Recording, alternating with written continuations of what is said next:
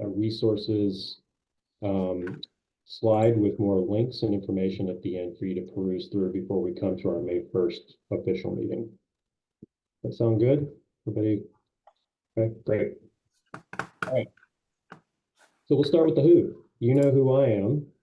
I'm the guide facilitating the conversation and helping get information out there. I have been with LCC for almost 6 months, but I've been in higher ed for over 10 years. I worked at U of O doing budgets and grants, research administration, all across the board, all kinds of different roles. I'm used to the different flavors of chaos, as I like to call it. So at different higher ed institutions, I did a year with a budget solutions as a company that presents software for budget planning. So I got to work with over a dozen different institutions, kind of pulling apart their planning process, their planning cycles, looking at their laws and trying to figure out how to improve things and streamline. So I have a little bit of experience with higher ed, but I have been at LCC for just at 6 months now. So with all of that, I'm hoping we can go around the virtual room and introduce ourselves. We are not all of the members could make this time slot, so we have a little less than half of our official committee here, but we'll get to meet each other in full on May 1st. But those of you who are here, first, thank you for your time. Thank you for volunteering. I'm going to start with Anne, who's your top left. And I was hoping you could just quick introduction, a little bit about yourself, and why. I guess the question of the day that I'm going to ask is why you're interested in volunteering to be on this committee also.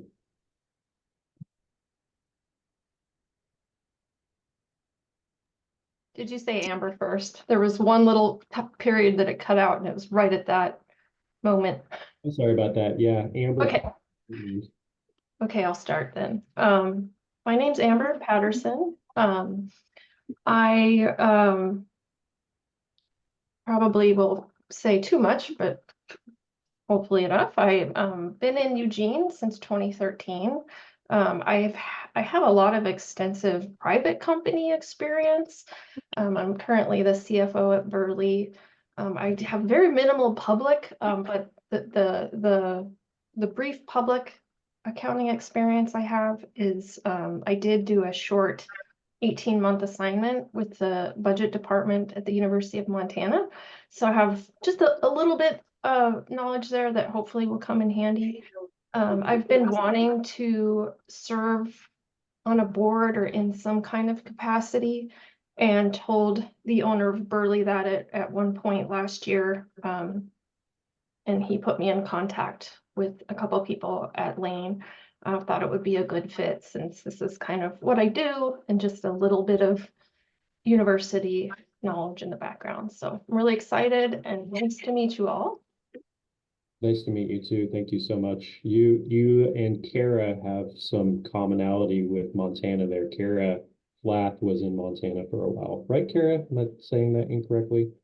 Yep, I was in Montana up until 2020.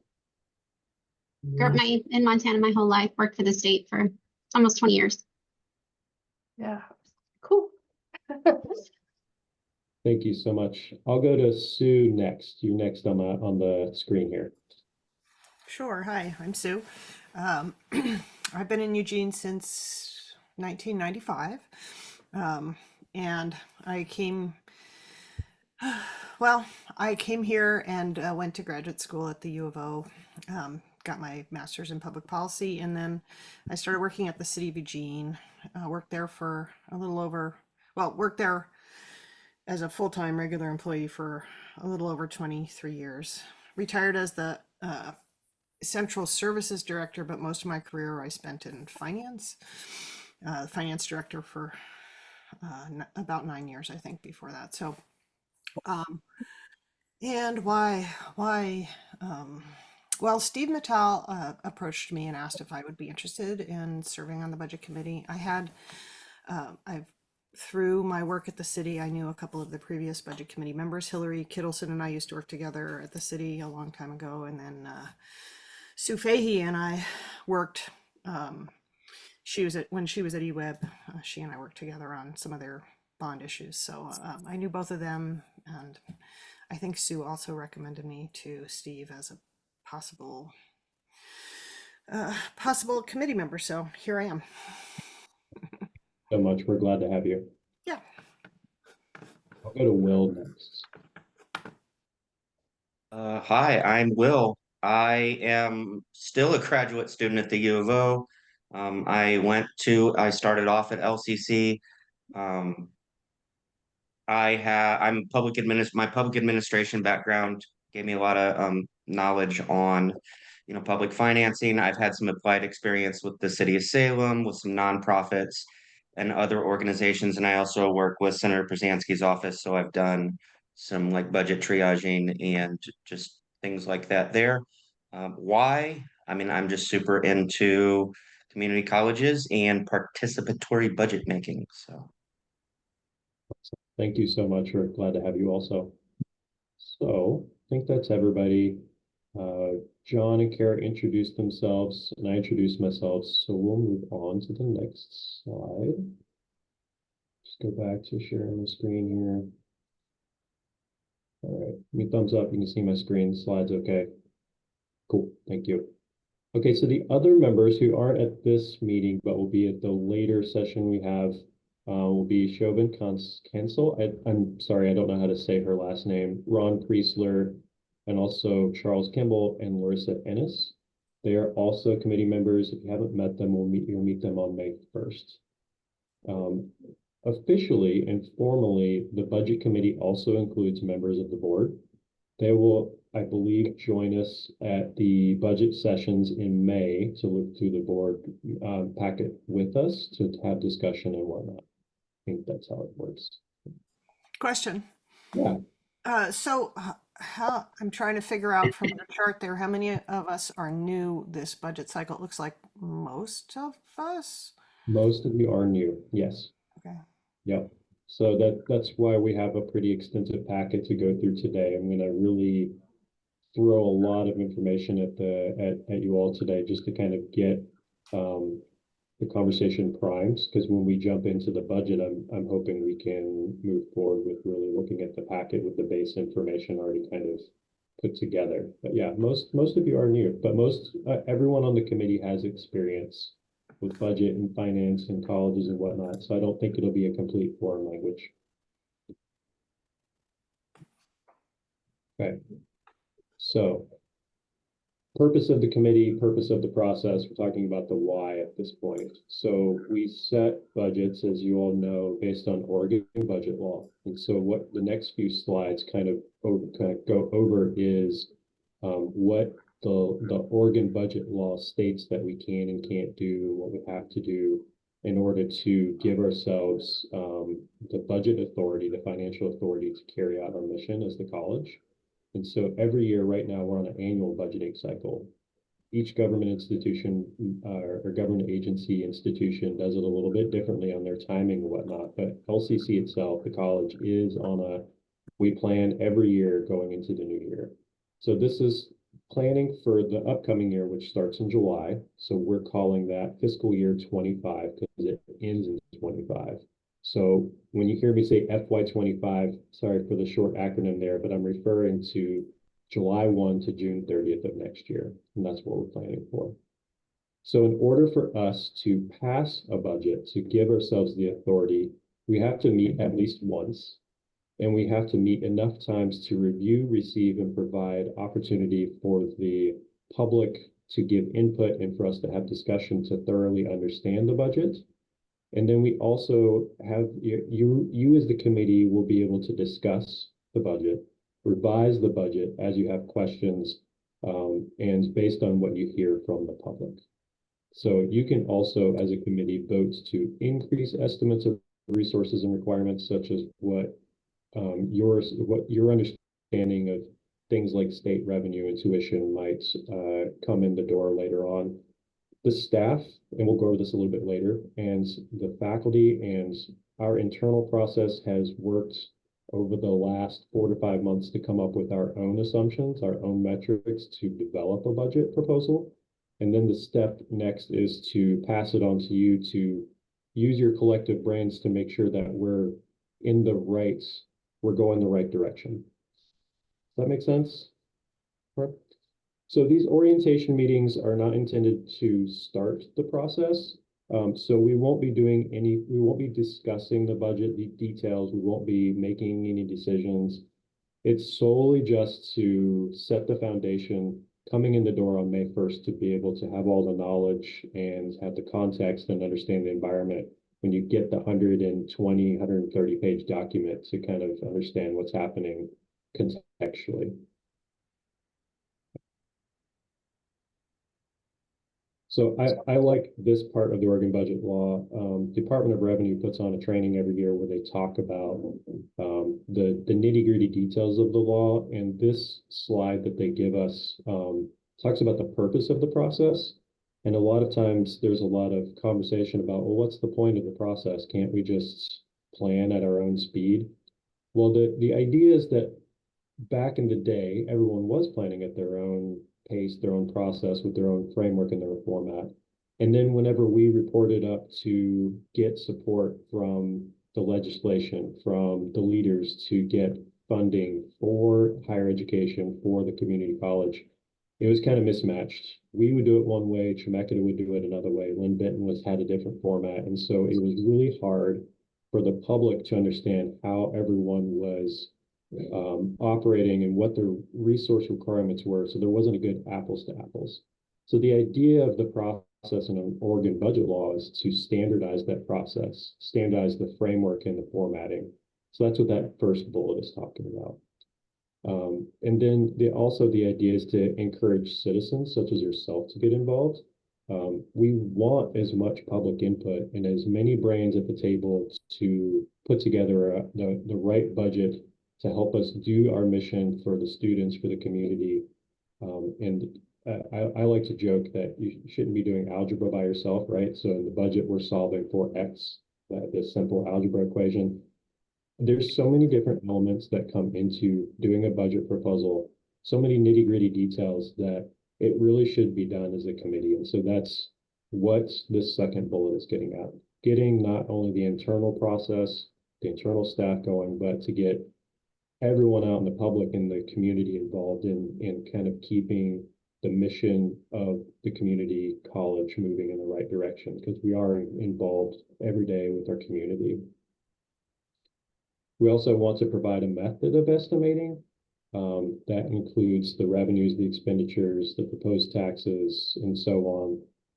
Like I said, there's so many nitty-gritty details that I don't like to do the estimating by myself. I get Kara involved, John involved. You'll see Alejandra, our senior budget analyst, later on down the road.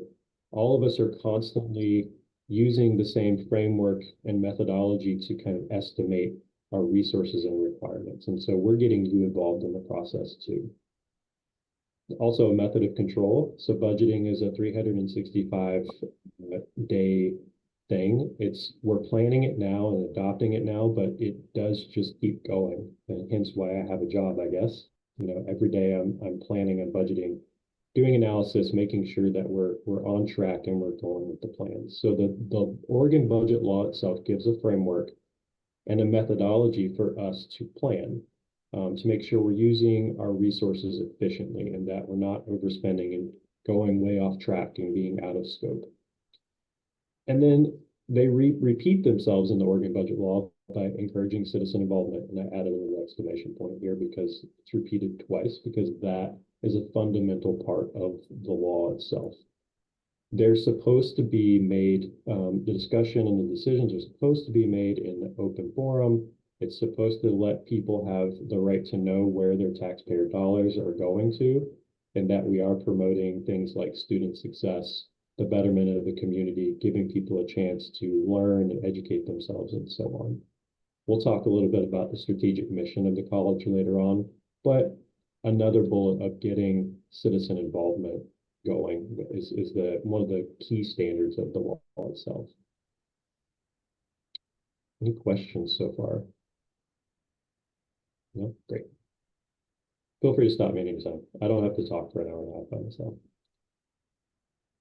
All right, so the process, the calendar of events, the stage in which it happens, this is, I'm going to use air quotes here, the 10 easy steps to create a budget and pass it, right? It says 10 easy steps, but there's not quite 10 steps here, and within each step, there's multiple steps. So it's a constant thing that we're doing here in the budget office, where we're looking at where we are, we're project planning, we're getting people involved in making sure that we're moving according to the law where we need to be.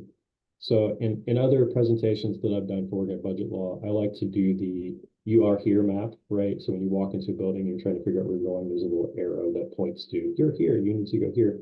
We are here. Step 2, and we have 8 more steps to go until July 15th.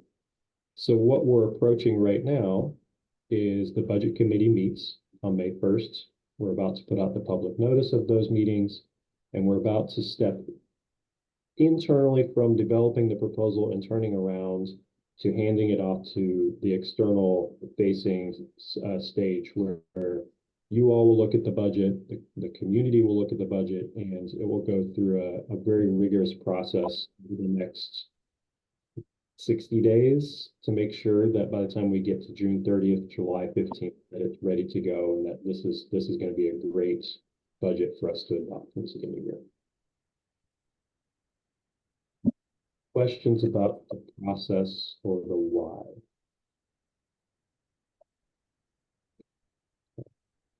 Keep going, but I'm here for questions if you think of it.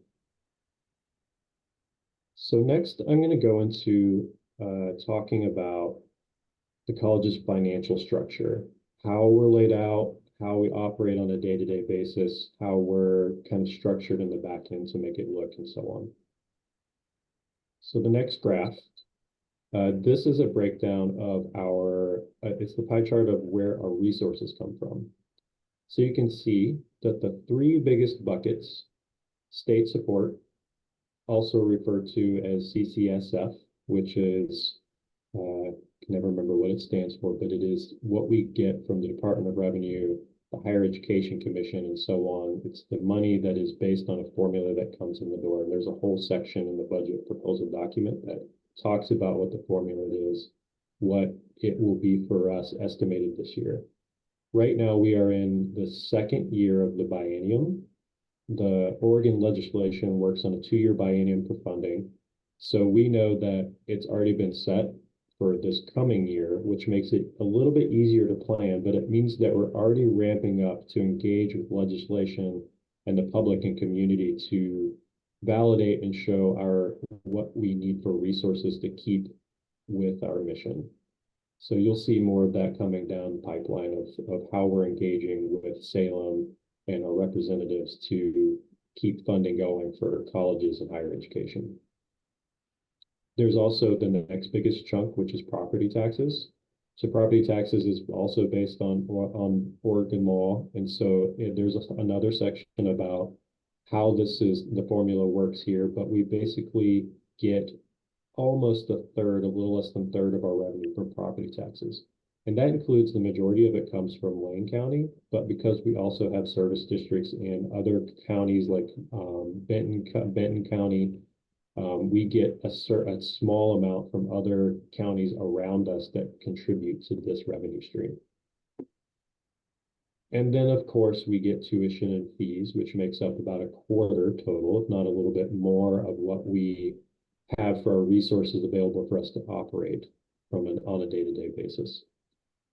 And then you'll see the other chunk of it here, which is things like overhead from grants. We get a little bit of federal support in other ways.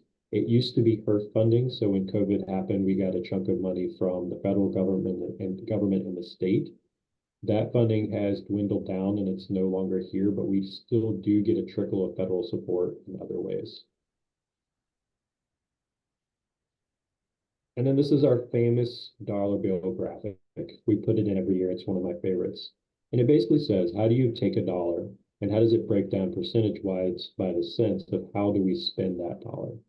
So you can see, naturally, the biggest chunk of it is for instruction. So we spend more than half of that dollar on the students, the experience that they get in the classroom, the faculty, curriculum development, and so on.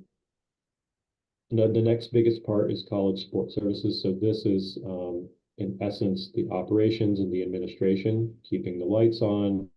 It's my job, right? That this is, we spend 22 cents on what John and Kara and I do every day, and so on. Student services like mental and health support, childcare. We spend a chunk of money on that, that part of the dollar also. Plant operations, this is, again, keeping the lights on. This is doing deferred maintenance. This is capital projects and so on. And then instructional support. So this is things like having what we need in the classroom to support instruction. So it's classroom supplies, it's having teacher aides and so on. And then we have 2 cents that kind of flows, it's other uses. I can go into more detail on this, but it's basically everything else that's not in the other categories. There's a lot of little fine details, little cents and dollars and other parts of the budget that it's kind of, they cross categories, so it's hard to really categorize them, but this is the bulk of it. And this is based on FY22's actuals. So for FY25, you'll see FY23 and 24 as an update of what this will be. Question. Yes, sir. Actually, on the previous slide, is that all of your funds, or are you going to talk about the different funds? I am going to talk about the different funds. So this is just revenue, and then we'll go into major funds and planning components later on that talks about orgs and programs, account levels and expenses and so on. But that's revenue for all of your funds. Correct. Okay, thank you. Good question. Okay, so for expenses, you'll see that 84% of our budget and our expenditures is personnel services. That actually falls right in line with most other community colleges. It's somewhere between 75 and 90% usually, depending on the size of the institution. So when we talk about planning, when we talk about financial management, any changes that we make to personnel is going to have the biggest splash. It'll have the biggest ripple effect. So things like position vacancies, labor union agreements that impact salary, that's going to have the biggest impact on the budget because it's such a large piece. The other part is materials and services, and this includes everything you could think of that's not personnel.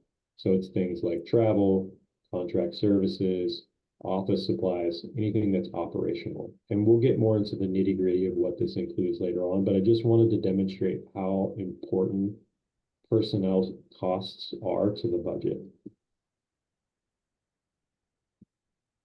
All right, to get at Sue's, a little bit to Sue's question. So when we talk about budget planning, our philosophy, my philosophy is that basically there are 4 planning levels that break down into kind of these operational components that we think about. So when you get the budget proposal for FY25, you'll see that it's broken down into 4 main levels. So planning dimensions, planning levels, operational components, they're all kind of interchangeable, but we use those as a methodology to come up with our budget to break it down into a more digestible kind of way. So that way people can understand, this is my program, this is my area, these are my resources and my requirements for the area and so on. So the first one are our major funds. So per Oregon budget law, we have 9 major funding categories. Within each major fund, there are sub-funds that represent programs, operations, and so on. So, but instead of diving into the sub-funds, I'm going to talk about them from the highest planning level. So of course we have our general funds. This is where 90% of the budget lives, and it's our primary operations. So when we get funding from the state, when we get funding from tuition and property taxes, it all flows through the general fund. This is pretty much everything that you see on a day-to-day basis when it comes to how we do most of our business at the college. Like I said, it accounts for most of the entire budget is going to land in the general fund. So when we make changes to any part of the budget, the biggest impact is going to be on the general fund. It's the main engine itself. It interacts with all the other major funds through transfers, ins and outs, And I'll talk a little bit more about transfers later on. So we have Fund 2. Fund 2 is internal services. It's part of our day-to-day operations, but we separate it out because it is intended to be institution-wide. So it's things that are tangible like printing and graphics, the warehouse, motor pool, mail services, all of those things that serve across the institution, but aren't a part of, they're still part of the mission, but they have a specific function to service the general fund and the other funds. We have our debt service major fund, which is the fund that we use to churn things like property payments, paying the bonds. We have a couple of PERS bonds obligations that we have out there. So when we pay for PERS service, we put all of our debt service through this fund. It's small in proportion to everything else, but it's how we separate out and keep track of all of our debt. Fund 4 is our capital projects. And this one closely correlates and works with Fund 3. So when we talk about capital, it's the big buildings that we're building, it's the bonds, it's all the big infrastructure pieces that are on campus. It closely works with debt service because we manage the expenditures and do the project management through the capital projects, but then when we turn around and pay the debt for those projects, we transfer it out and through Fund 3. Does that make sense so far? Yeah. Fund 5 is financial aid. So when we talk about how we support the students, we have to pull apart the financial aid aspect because there's so many different pieces flowing in and out. So we keep track of financial aid for the students in a separate fund.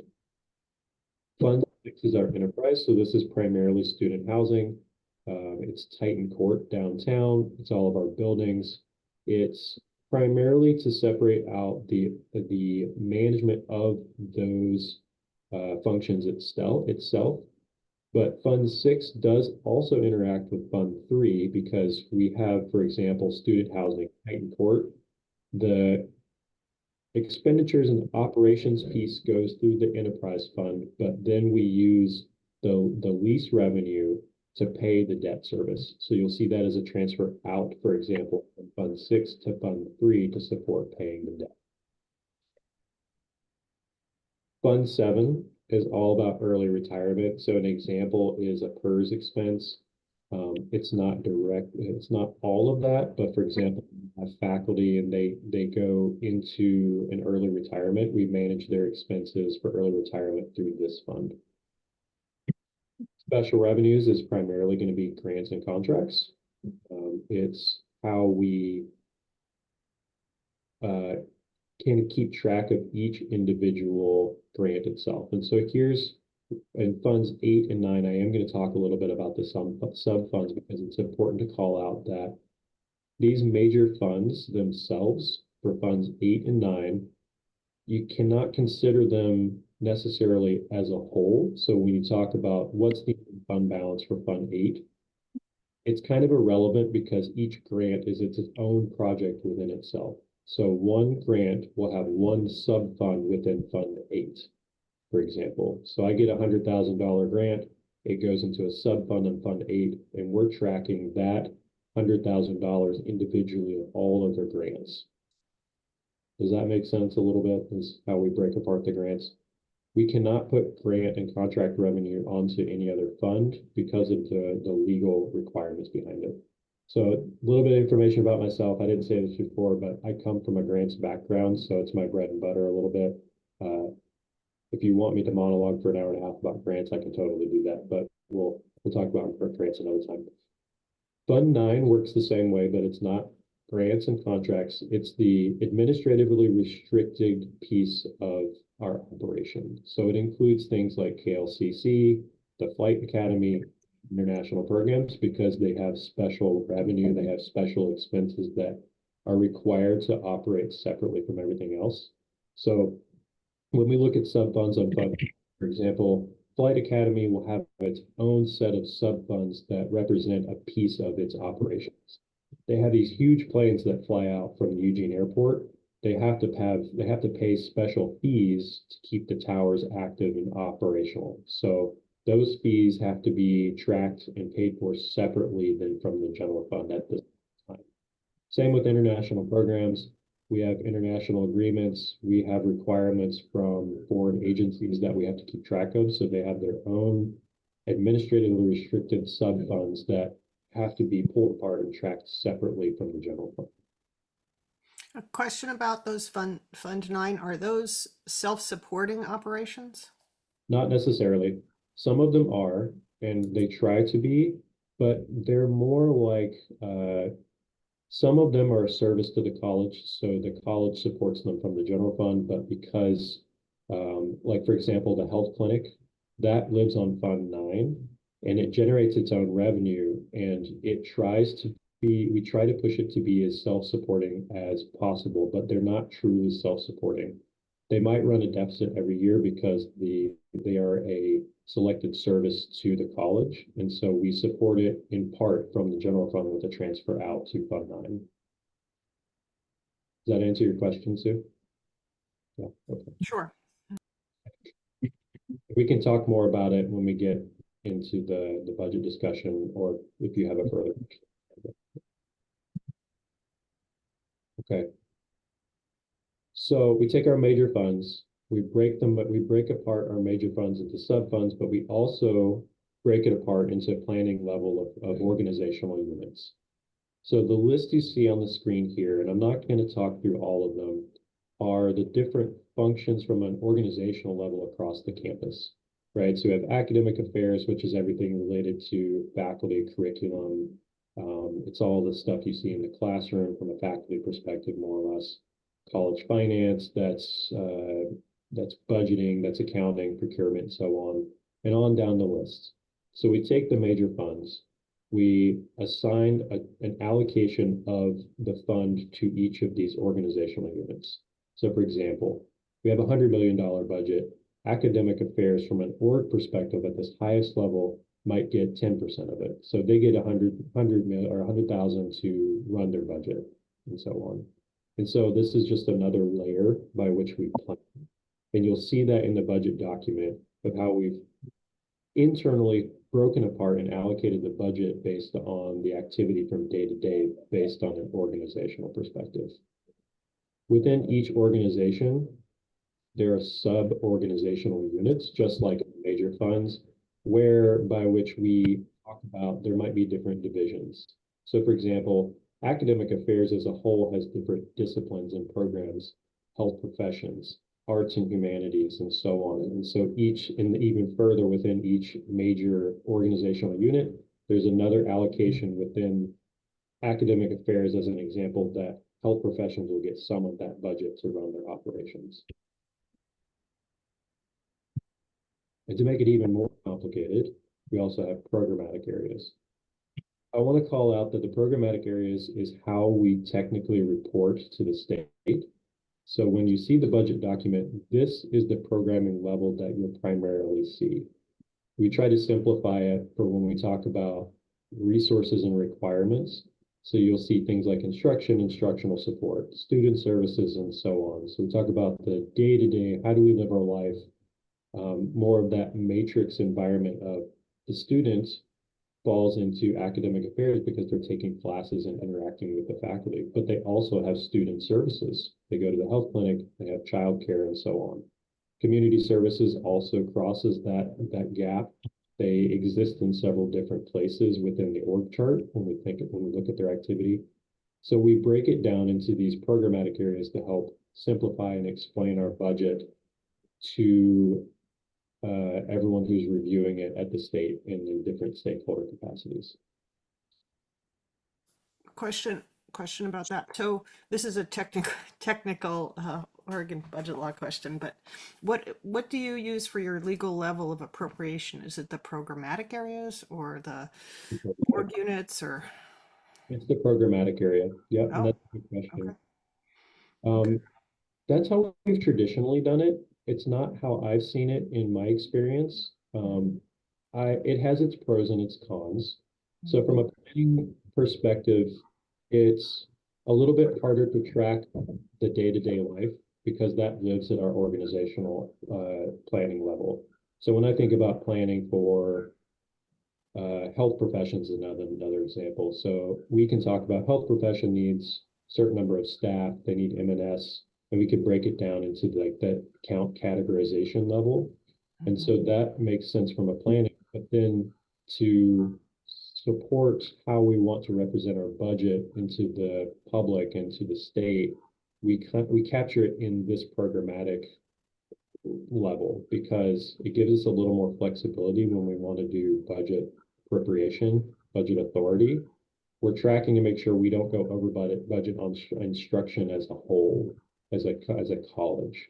So it gives us a little bit of flexibility, but it is a little bit harder to think about from that day-to-day kind of, this is how we're living our life perspective. So it's just a method of doing it. We might see that change in the future. I'm not opposed to thinking about philosophically how we want to put our budget together. A lot of other colleges do org, like they do the org planning level. That's how they represent and present their budgets. Some of us do it by programmatic area. There's not a wrong way to do it. It's just how we do it. So it still meets Oregon budget law requirements. The last planning dimension is the accounting categories. These are the ones that everybody knows. You run a business, you know, you have revenue and expenses. That's more or less what this is getting at. Within our planning system, Banner, I don't know if you've heard that name before, but that's how we on a technical under the hood level plan our day-to-day operations, manage our finances. It's our source of truth. There's different layers of how we capture these accounting categories. This is the top level. So this is how we plan from a very high level of, we know how much our salaries and expenses are going to be, operational expenses like M&S, which includes travel, contract procurement, and so on. So these, when you take all four of these planning dimensions, so you put them together, it gives us a nice matrix by which we can plan. And I wanted to just go through that with you guys because it really does play into how we thought about our budget coming into the fiscal year and how it's a best practice to break it apart at these different planning levels and how they do work together. It's a good fundamental way of planning our budget, and you'll see that play out in the budget document itself. Any questions about the planning levels? Okay, clear as mud. I love it. Okay. I could also spend the next 3 hours talking about higher education as a whole, right? It's a whole discourse that's happening right now, but it is important when we think about planning. So there's a feeling happening right now, right, in colleges and higher education across the board. I have this feeling that enrollment is improving. We see more activity on campus. We're seeing things happening that show an improvement in higher education across the board. It's not just at LCC, it's not just in Oregon, but across the country, institutions are seeing a slight rebound from the pandemic. But, right, and I like this top one because it says enrollment is improving, but, and I included the link here because there's all kinds of things that go into why enrollment is improving. But that doesn't mean it's here to stay, that it will be drastically improved. It will continue to increase at 5 to 10% across the board. So I included this link to this article, which is pretty good. It really breaks down what the student experience is like, because we at LCC consider it, and it is part of our being on an operational level. But when we talk about the budget, there's a few key pieces that we take out of this context to help us plan. So one of those is the HEPI. Can you give me a hands up or a thumbs up if you've heard of HEPI before? HEPI, okay. So HEPI is the Higher Education Price Index. And what it does is it basically looks back a year in time and it looks at how much does it cost to go into higher education from a student perspective. It's kind of like the CPI, the Consumer Price Index. How much is the cost inflated over time? How much is the expense going to be as a comparison for the student versus the institution? And so this graph, which takes national data and smashes it together to give us this index. And if you read the New York Times, or you really thought about what it costs for a student to go to school, or even like Googled higher education in community colleges, this is becoming more of a best practice, a piece of the collaborative conscious, if you will. Students are becoming more in tune with how much it costs to go to school. And they're doing the calculation of what's the return on investment for me as a person for me to go to school. And the feeling that they are getting, I'm here to validate feelings, which I like to joke as a budget officer. Most budget officers don't get to validate feelings, but I take that feeling, right? Most students, if you think about it, they're saying, I don't know if it's worth it for me to go to school. And that's what the HEPI is getting at. The HEPI is getting at how much does it cost for an institution to run? How much does it cost for the student, and what's the return? So this graph is showing us what that ratio is. More or less, it's saying how much information costs over time for a student in a school to run their operation and to go to school. So you can see in FY20, we had this huge jump of the CPI. The HEPI follows, which is kind of slightly behind, but you can see the trend here that it more or less follows the CPI, but it's not always exactly the same. From an operational standard, when we talk about planning the budget, we look at how much it costs for us to run our business. How much does it cost for the college to fulfill its mission? And we say, how much do we need to increase tuition by for us to meet our operations? What's the difference between what we get from the state in funding that we need to increase tuition by? When we talked to the board back in the fall, back in February and March about what we need to increase tuition by, we looked at the HEPI because it's a good just ballpark figure of how much do we need to, how much is the industry increasing their tuition by in order for us to capture those costs to continue to fulfill our mission. And this is one of the metrics that we look at when we plan tuition. So I wanted to point it out because it is part of not just what the college is looking at, but the student is also looking at this too. How much does it cost and what's my return on investment for doing that? So then we go into planning tuition. It's a huge piece of our revenue stream. It is an indicator of what is the institution doing. So we take the macro, what is the country doing in higher ed, and we bring it down to an Oregon level. Here's just a chart, and you guys can digest this after this meeting, of how does our tuition rates compare with our peers, the other 17 community colleges in Oregon. You can see that we kind of land in the upper middle part of that. And there's another graph that when we were kind of breaking this down here in the budget office, we put it as a ranking. And so we always kind of over time compete with the 4 or 5 middle range colleges for where our costs land. Last year it was $139 per credit.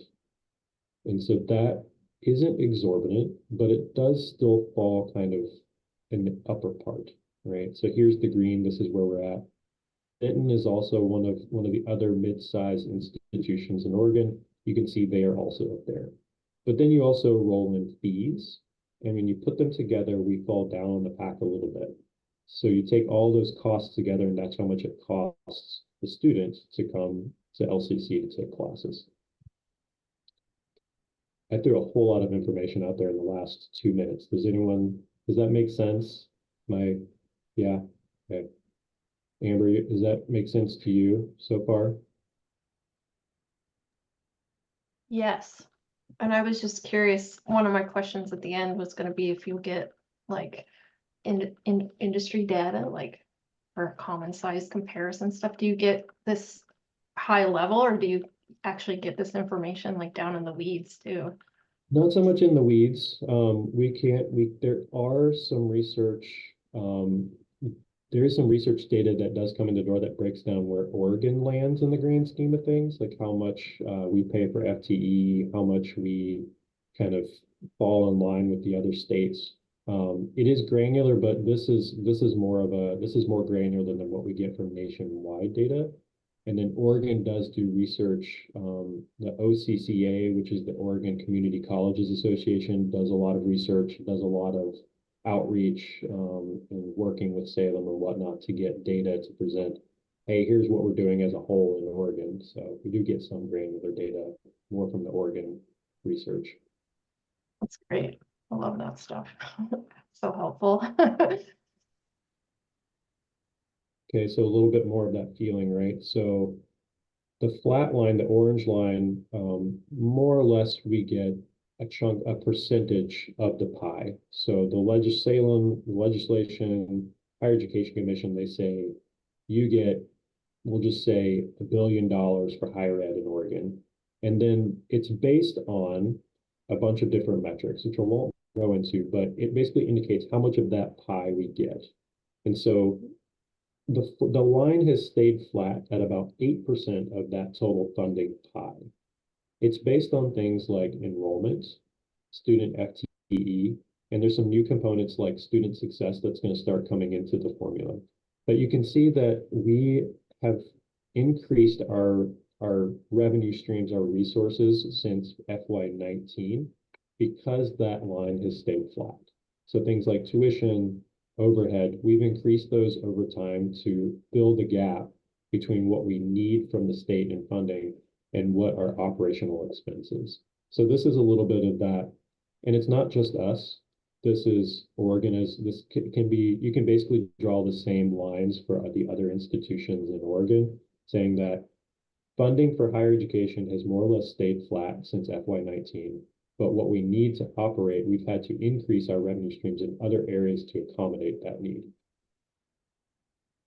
Did I say that right? Did that make sense? Yeah, okay. So those are some of the big metrics that we use to plan by. What is the HEPI? What are our resource requirements? What's happening with enrollment? And so I'll talk about our enrollment here in a couple of slides. But what I do want to go into now, I want to kind of bring the funnel down a little bit. And I'm going to try and power through this because I want to leave time for a lot of time for questions and discussion. So our FY24 budget update, starting the year and up from the beginning of the year, so July 1st until this time, these are just a couple of bullets of the highlights of what has happened over time, and I'll talk through them. So every year during the whole budget cycle, we get a set amount of that pie from the state. They do an analysis and they do kind of this reconciliation where they say, are we over or under? And they might take a little piece back or they might give a little bit to us. So this year we actually were given a little bit more from the state. So, no, sorry, that's tuition. We got an additional 1.35 million from the state, so a little bit more support from Salem. Enrollment has ticked up a little bit over the last year and a half or so. So this year we've seen an additional 373,000 come in the door, 100,000. We're also, because of the uncertainty of what was happening last year, we went through a painstaking process of balancing the budget last year. And we reduced, in collaboration across the board, operating expenses by 2.8 million to balance the budget. And that was from about last spring and through the fall, because we weren't sure yet what was going to happen with enrollment. We weren't sure about this additional 1.35, and there were just a lot of things happening. So collectively, we said we're going to do things, freeze hiring, we're going to reduce M&S, operational supplies, and if enrollment improves and things get a little bit better, we'll reinstate some of that budget across the board, which we've done over the last 6 months or so. Things are looking slightly better, so we've released some positions for hire. You'll see that in the budget packet, what we're doing with this 2.8 million in the upcoming budget year. We also started the year, and this is a new board policy that was instituted with the FY24 budget, that we think enrollment's going to get a little bit better, and it has, but in case we don't reach our enrollment growth targets, we're going to hold back $4 million in reserve. So it's a little bit, it's not technically a contingency, but it is a reserve bucket for expenses that we only release when we hit additional revenue targets. So we've released a little bit of this over the last few months because enrollment has improved. So we reduced it from 4 million to to 3.8 million. We put a little bit back into the general fund because we were recognizing that enrollment has been a little bit better. But we still want to be cautious because of what we talked about a few slides ago, where we said enrollment is improving, but we still don't know what's going to happen in the future. So we still want to be cautious. We still have some efficiencies that we can reach structurally.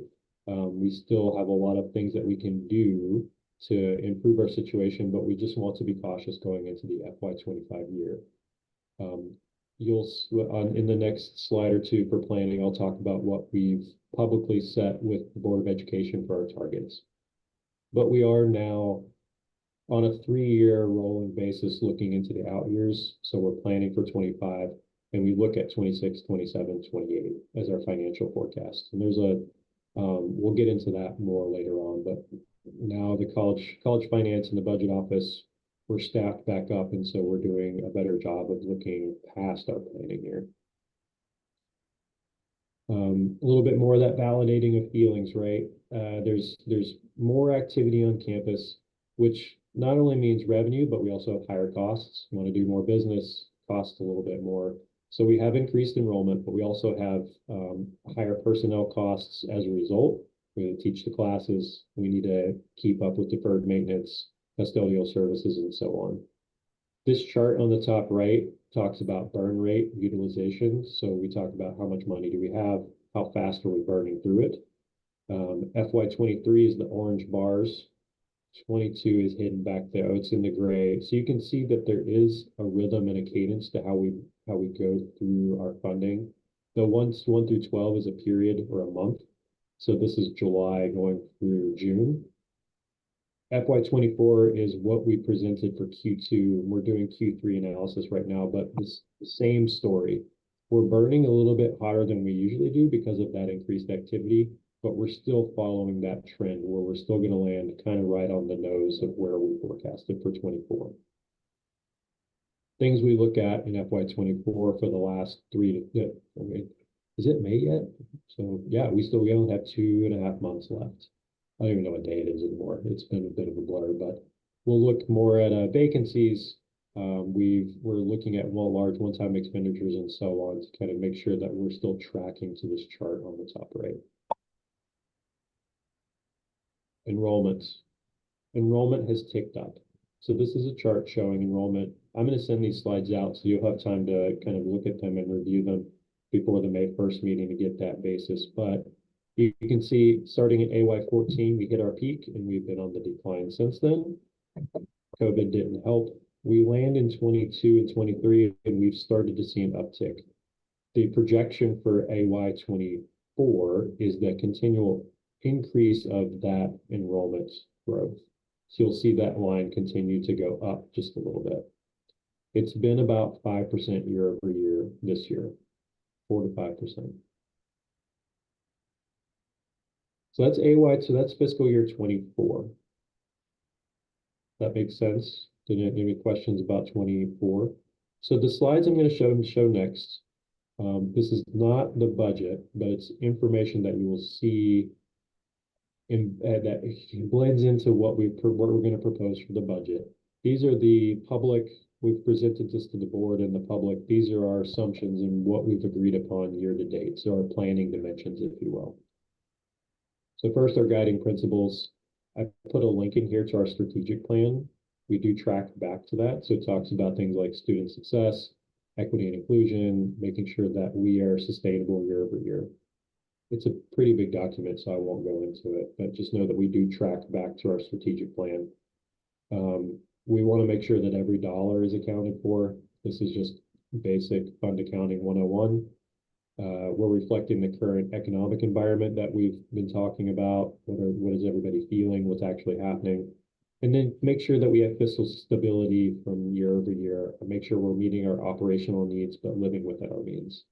And then finally, here's a link to the FY24 adopted budget. It will give you the playbook for how we planned for this current year. So we use that to base also what our upcoming years are going to be. Talk a little bit about our planning cycle internally. So we kicked this off back in November. I started right after Thanksgiving, so I jumped right in, and I've been going 100 miles an hour since then. But you can see this is our planning cycle. We include, I call folks budget partners, because everybody is a partner in the budget. Everybody has a piece to play. Everybody has a part to plan. So we include things like the governance councils. We met week to week every Wednesday at lunchtime with the budget development subcommittee, which is a group of representatives from faculty, classified staff, management, and the students. So there's a student representative from student governance on there that helps us give that student perspective. The budget partners also include deans and directors from all divisions. We give them a template. They give it back to us with their proposal, what they think they need for the upcoming year, and we try to blend it all in. We finished that last month, and we've incorporated it into our budget proposal. It also includes their reports, like program managers, budget coordinators, project coordinators, anyone who plays a part in the budget on a day-to-day basis. They help us with the budget input. And then last but not least, we also include the cabinets or VPs of the division. The Board of Education, we presented our high-level assumptions to them over the last few years. And then we include all operational areas such as payroll and the bonds office. They have their own unique methods that they need to account for things. So we include them in our planning also.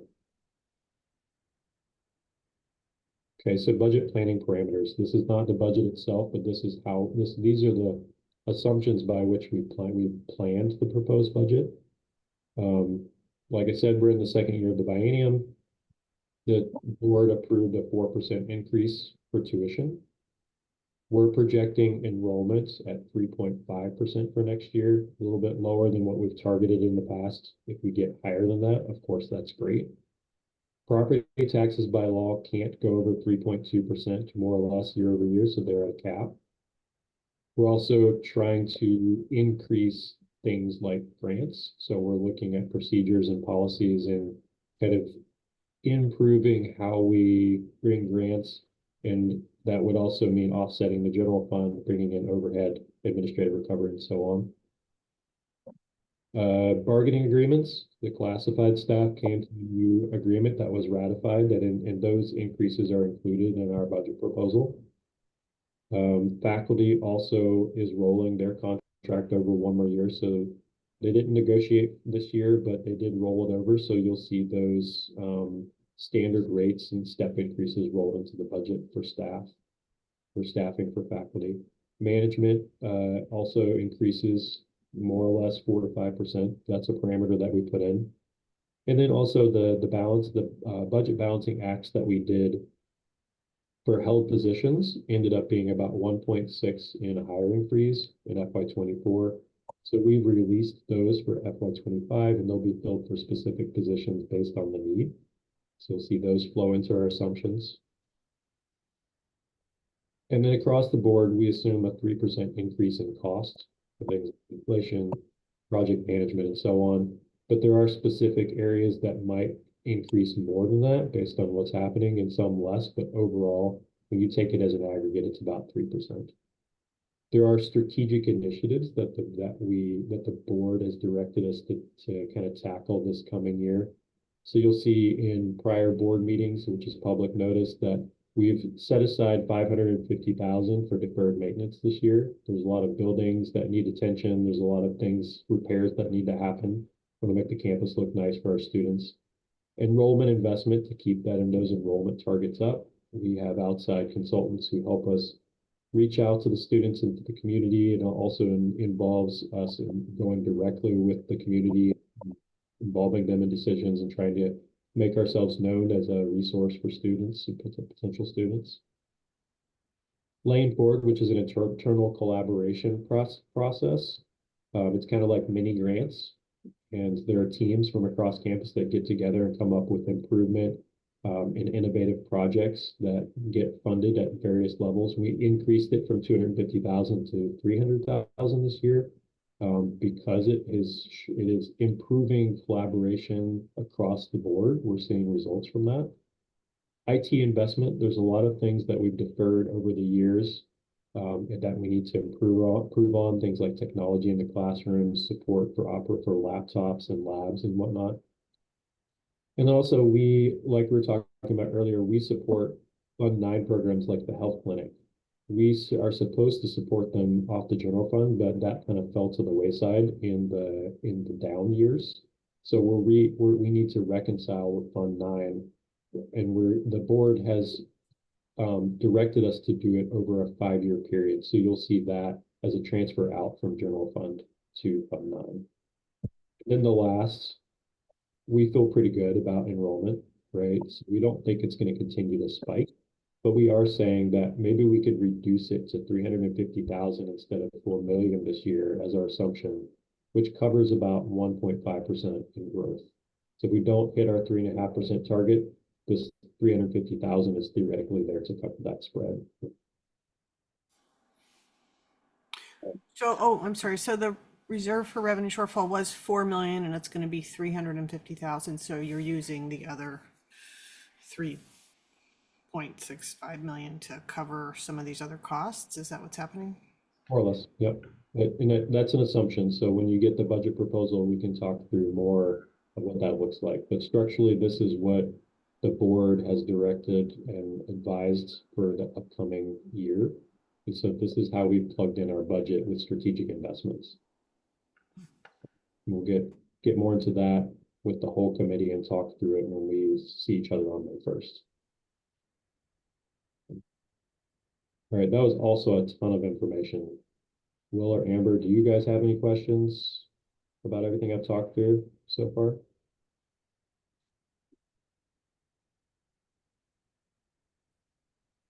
Can't think of any at this point, other than just Yeah.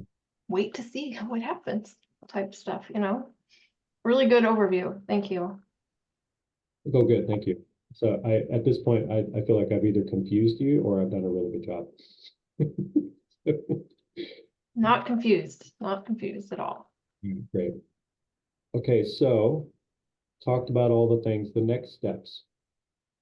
We'll meet as a whole on May 1st. We'll get together, we'll have dinner, we'll do the exciting world of budget planning. We'll talk through it. We'll also vote in a committee chair on the first meeting. So it's the person from the committee to kind of lead the conversation and so on. I'll be there. We'll all be there, kind of talk through it together, put our brains together. We also have May 8th. So there'll be an hour on each meeting, and then it's followed by a standard board meeting on the 1st and the 15th.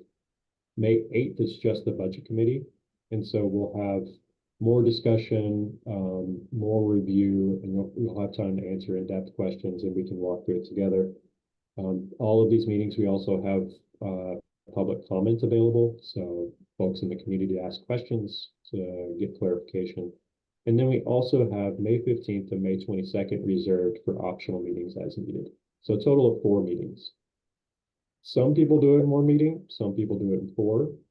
The goal is kind of up to you how we do it. But we have 4 meetings reserved every Wednesday evening in May.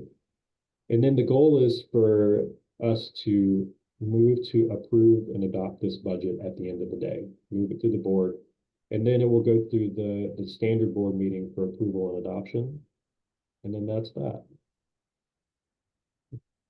So with that, here's some resources at the end, our budget, our board policies that define how we function day to day. I also included a link to one of the Department of Revenue's PowerPoint slides. I referenced this earlier. It's really good information about why Oregon budget law is there, what you as a committee can and can't do. I'm happy to send more of these out. I referenced this one specific training because it pertains directly to the budget committee, so it's a good one. Here's our contact information. We're here if you have questions. We can't make decisions so much at this point, but we are here for support. And that's that. That is my spiel. And I would love the questions, discussions, or if you feel good about it, that's it. But I'm here for you. I just want to thank you for your time and your brain power to get this thing through the gate. Make sure it's right for our community.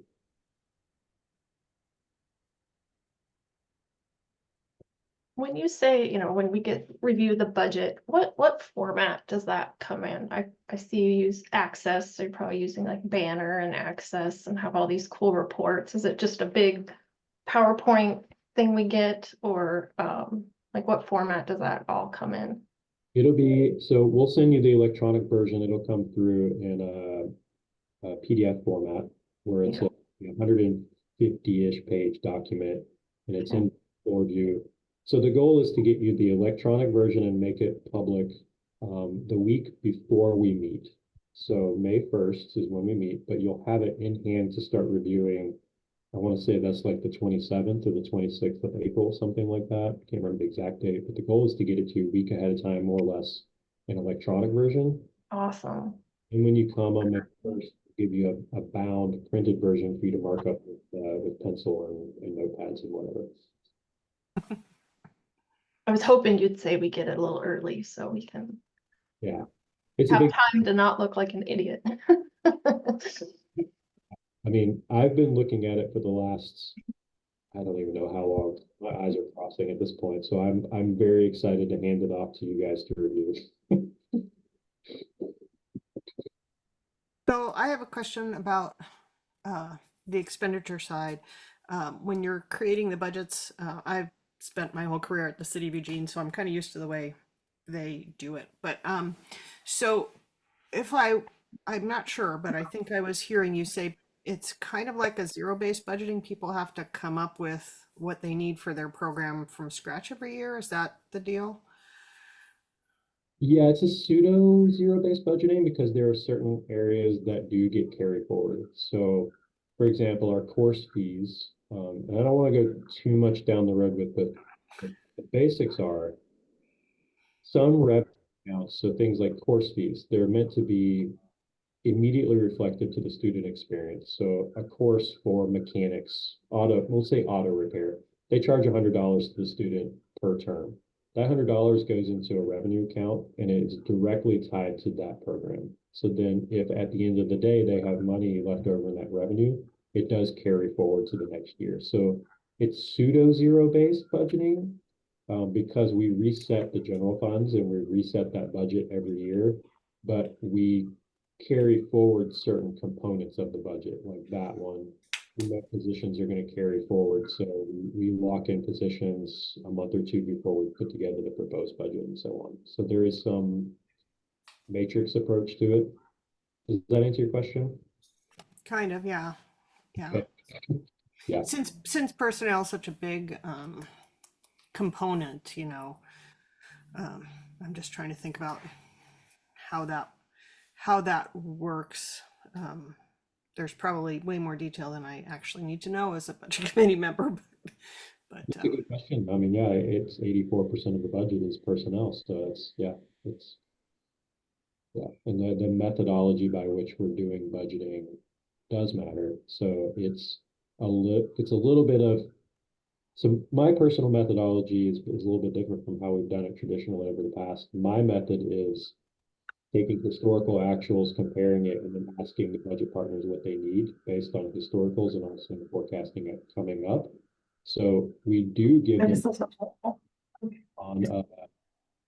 we give them a template every year. No, you're good. He's just talking about the members. I forwarded you an email. I saw it, yeah. And I emailed him. Hey. Oh, look at that. There we go. I was trying to remember if I was actually a host. That's a lot of power. I can mute everybody. Yeah, we include historical actuals and next year projections and the high level assumptions when we give budget partners their templates. Deans and directors, we say, here's what's happening, here's where you're at in the year. What do you think is going to happen next year? And then they give us feedback and then we try to kind of roll it all together. okay, thank you. I guess the other question I had, and I think this, you probably covered this, but do you, and I'm not asking it to get into budget deliberations, but the big topics of conversation that you expect to have at the table, are those the things that were on the budget planning parameters slide? I think so. Yep, those will be the big drivers. That and strategic plans, I think that, and we won't talk, I don't want to get into it, you're right, too much now, but when you're reading through the slides and when you get the budget proposal the week before it, you'll see that those are very specifically called out. You'll see it. But I think you'll be able to pick out what's going to be the big topics of conversation. Okay. Right, my only question kind of follows up Sue's question. It's how to be the best budget committee member, and you look at the stakeholders, there's students, staff, the public. Some of those may clash at times, and like, I know just in our private business, the biggest topic this year was cost of living, staff. Sometimes, again, those can contradict. Do you have a recommendation? I'm probably not asking this in the right way, but out of all the stakeholders, the best, in your opinion, the best budget committee members have maybe prioritized or gave this group of stakeholders a little more oomph, I guess is the word I'm looking for. Like any recommendation on that, and probably what is, I would assume also with just all the external macro views around higher education and stuff, any advice in that area, when to shut up, when to speak up, would love that. Just want to be a good board member here. Appreciate that question. That's a really profound question, right? Because you're lending your experience and your brain to the community to develop the best budget that represents all stakeholders. So I guess my only advice in that area is just think with your gut, right? And then also talk to your fellow committee members and just get a good sense of what do they think? What's their experience? What did they bring to the table? And just do your best to be open-minded to what you're hearing and seeing, because it'll go through several iterations of I'm hearing it from the student experience, I'm hearing it from the faculty experience, and then just taking a moment to kind of read through it maybe once as the student, read through it once as the faculty, and then talk about it from those different lenses. We're trying to do the best for everybody because it is a representative.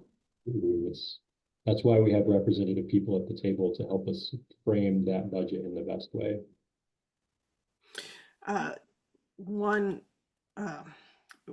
As you were speaking, my antennas went up a little around public meetings law in terms of speaking with our other committee members. And I've been retired for a few years now, so I'm not current on that, but there are some limits to how much we can speak to our other committee members outside of the meetings, correct? I believe so. Yep. I don't know what those are, but I can find out. Okay. Yeah, I think to that question too, it's a really good one because it's, ask questions, being external to the institution, you're able to come at it from your own lens of expertise. And like Jonathan said, you represent kind of the faculty, the staff, the students, the community benefit at large, and what makes sense to you. So I think it's a great question. Well, I had a couple of questions. I think the easiest one is probably, will there be interpreters available for the public meetings, especially like for Spanish speaking populations? I'm not sure. I believe we would have to find out for you. Yeah. I do Usually, know the meetings tend to be recorded and transcribed, and I think from the transcription, I don't know if it's published in any other format than English, but that's a good question we can ask. I would And I imagine believe- that there are probably students or someone that could provide either no cost or low cost Yeah. translation. Mhm. And I also believe Zoom has a capability of translating for people who also want to be engaged in, in the moment. It's a little delayed, and if you're bilingual, you'll know the translation isn't always exact on there, but it does a pretty good job, is my understanding. good question. We'll find out before May 1st. I guess so the other questions maybe a little more complicated. I guess one is, and I haven't looked, so I probably should have looked, but how is like the state paying for community college tuition? How is that? Is that covered as state support or tuition in terms of budgeting? Because my understanding is community college students get 2 years basically of quote unquote free tuition, right? So is that budgeted as state support or tuition? I'm not sure entirely, follow, but there is, The Oregon Opportunity Grant, I think it's called. yeah, it depends on the student, so not every student is the same, so some might get full tuition and some might not, so it all flows through financial aid. The revenue we get from state is based on a formula, which is gonna be in the budget proposal. You can see it in the FY 24 budget proposal too, and I can link that, of how they determine how much of the pie we'll get from revenue. Yes, so in that sense, there may be two distinct funding pools. One is state income tax. It goes to the capital. They allocate a certain amount, this $1 billion to higher education across the whole. And from that formula of enrollment driven primarily, it goes out to all the institutions across the state, K to 12, everything else, not the same pool, but from the state, it ends up in our hands from that through a formula. But I think to your point, yes, I think individual students may be eligible for different grants and opportunities or funding through financial aid, and that's applied separately. Last question, well, kind of two, it relates to housing. One, because is Titan Court, has that been like outsourced, the management of it? Is the personnel officially LCC? Or is this just you all have the capital asset, the building, and then someone else basically takes day-to-day operations? And kind of as a subset of that, given the emphasis and the money for housing production right now, and LCC trying to train people to go produce the houses, have you all looked into getting any money, any additional funds there? Yeah, every few years, it ends up as a topic of conversation with the board, generally about real estate, about how we operate. We did just do an RFP out for management of the facility. So Titan Court and the Mary Spilde Center downtown being intertwined together, it would require a very specific buyer down the road if we ever did want to divest of that property. So we just had it evaluated to better understand it financially. But yeah, so the building is primarily used for international programs, lots of students in the building. It's a very high level of occupancy there. And so then we also have a debt service payment on the building. So I think that the total of it net is that it's subsidized by the college by about $1 million. So we try to keep housing rates pretty low for students to enroll. And I think that debt eclipses, or at least it's eligible to sell the building down the road in a few years. So at least currently, as we've presented to the board, it would be ill-advised to divest of it in any time soon, at least for the next few years. But so it's something we pay close attention to. Your question about management, we have outsourced it historically, and so we're going to continue to do that as opposed to bring it in-house. We looked at some of the financial analysis and comparisons of that, and it would be significantly more to bring it in-house to manage it with lane-specific employees.